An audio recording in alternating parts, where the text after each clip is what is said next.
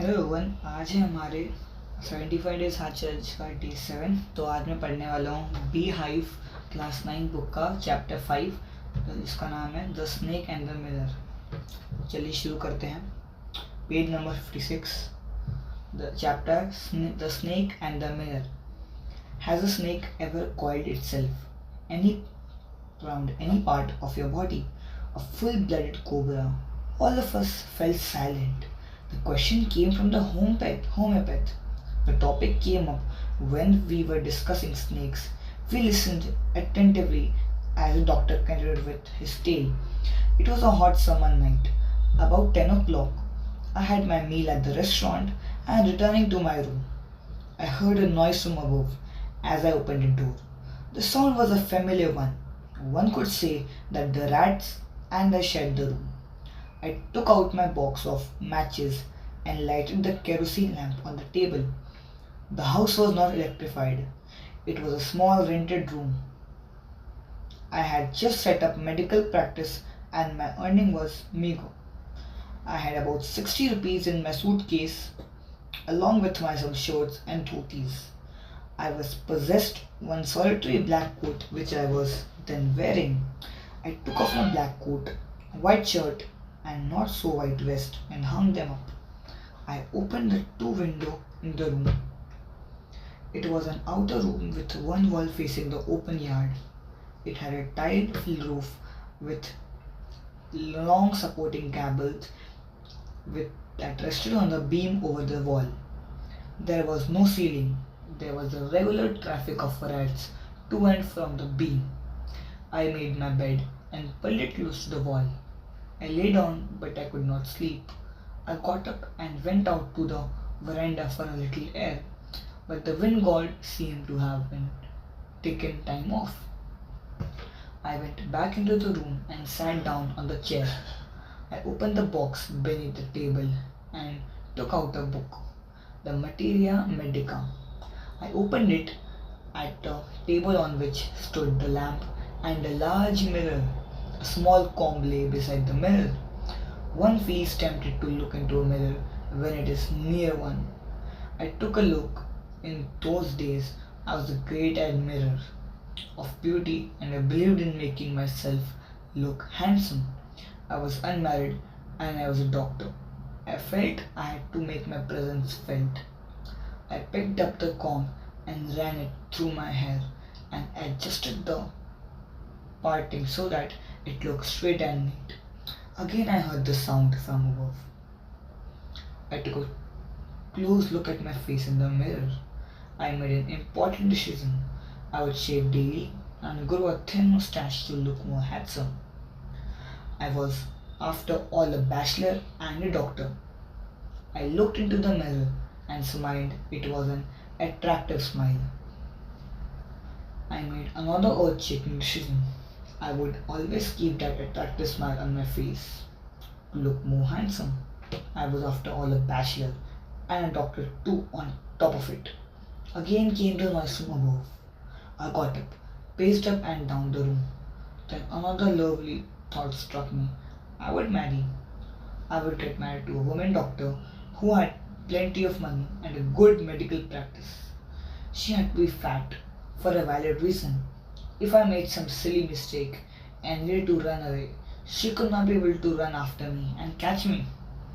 With such thoughts in my mind, I resumed my seat in the chair in front of the table. There was no more sounds from above. Suddenly, there came a dull thud as if a rubber tube had fallen to the ground. Surely nothing to worry about. Even so, I thought, I would return around and take a look. No sooner had I turned than a fat snake wriggled over the back of the chair and landed on my shoulder. The snake's landing on me and my turning was simultaneous.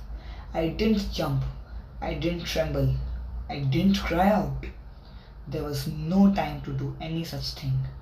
The snake slithered along my shoulder and coiled around my left arm above the elbow. The hood was spread out and its head was hardly 3 or 4 inches from my face. It would not be correct to say merely that I sat there holding my breath. I was turned to stone, but my mind was very active. The door opened into darkness. The room was surrounded by darkness and the light of the lamp.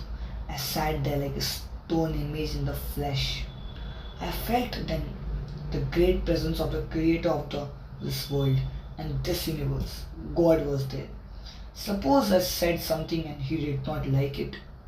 I tried in my imagination to write in bright letters outside my little the words, "Oh God." There was some pain in my left arm.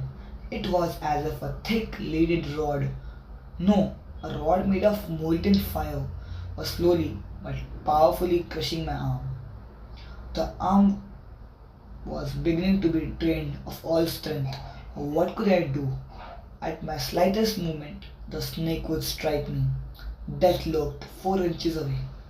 Suppose it struck, what was the medicine I had to take? There was no medicine in the room. I was but a poor, foolish and stupid doctor. I forgot my danger and smiled feebly at myself. It seemed as if God appreciated that. The snake turned its head. It looked into the mirror and saw its reflection. I do not claim that it was the first snake that had ever looked into a mirror, but it was certain that the snake was looking into the mirror. Was it admiring its own beauty? Was it trying to make an important decision about growing a mustache or using eyeshadow and mascara or wearing a vermilion spot on its forehead? I didn't know anything for certain. What sex was the snake? Was it male or female? I will never know. For the snake unwound itself from my arm and slowly slithered into my lap.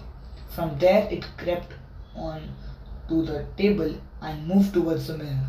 Perhaps it wanted to enjoy its reflection at closer quarters.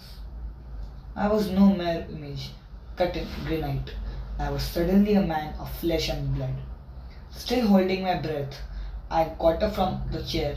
I quietly went out through the door into the veranda. From there, one leaped into the yard and I ran for all I was worth. Phew! Each of us heaved a sigh of relief. Somebody asked, "Doctor, is your wife very fat?" "No," the doctor said. God willed otherwise. My life companion is a thin, greedy person with the gift of a sprinter. Someone else asked, "Doctor, when you ran, did the snake follow you?" The doctor replied, "I ran and still I reached a friend's house. Immediately, I smeared oil all over myself and took a bath. I changed into fresh clothes. The next morning at about 8:30, I took my friend and one or two others to my room to move my things from them. But we found we had little to carry. Some thief had removed most of my things. The room had been cleaned out, but not really.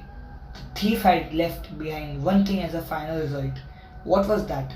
I asked. The doctor said, "My vest, the dirty one." The fellow had such a sense of cleanliness.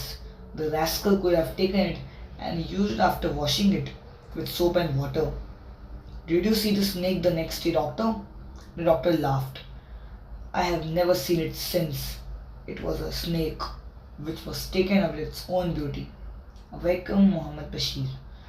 So guys I hope आपको आज का challenge पसंद आया होगा। इसी के साथ हमारा डे 6 भी ख़त्म होता है और डे 7 ख़त्म होता है और अब हमारे ज़्यादा 68 डेज बाकी हैं।